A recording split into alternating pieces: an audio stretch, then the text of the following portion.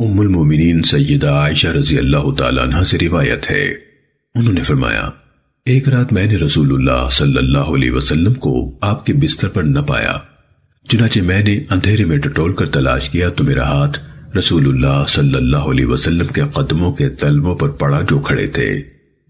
رسول اللہ صلی اللہ علیہ وسلم نماز کی جگہ میں سر بسجود تھے اور فرما رہے تھے، اللہم انی اعوذ بک برضاک من سخطک وبمعافاتک عن عقوبتک واعوذ بک منک لا احصی ثناء علیک انت کما اثنیت علی نفسک۔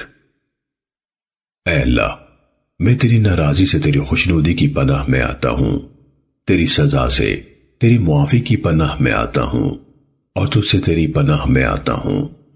میں تیری پوری طرح تعریف نہیں کر سکتا، تو ویسے ہی ہے جیسے تو نے اپنی تعریف خود فرمائی۔ سنن ابن ماجہ حدیث نمبر 3841۔ حضرت ابو ہریرہ رضی اللہ تعالیٰ عنہ سے روایت ہے، رسول اللہ صلی اللہ علیہ وسلم نے فرمایا، فقر، قلت، ذلت، ظلم کرنے اور مظلوم ہونے سے اللہ کی پناہ مانگو۔ سنن ابن ماجہ حدیث نمبر 3842۔ حضرت جابر رضی اللہ تعالیٰ عنہ سے روایت ہے، رسول اللہ صلی اللہ علیہ وسلم نے فرمایا، اللہ سے نفع بخش علم مانگو اور فائدہ نہ دینے والے علم سے اللہ کی پناہ مانگو۔ سنن ابن ماجہ حدیث نمبر 3843۔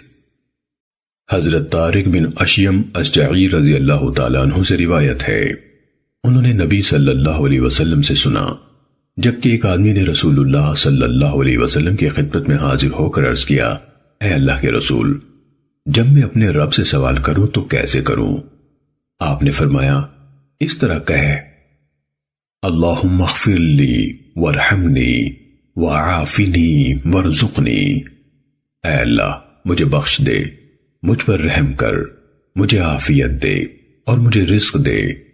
اور نبی صلی اللہ علیہ وسلم نے یہ فرماتے ہوئے انگوٹھے کے سوا 4 انگلیاں اکٹھی کی، یعنی 4 کا اشارہ کیا اور فرمایا، یہ کلمات تیرے لیے تیرے دین اور تیری دنیا کی بھلائیاں سمیٹے ہوئے ہیں۔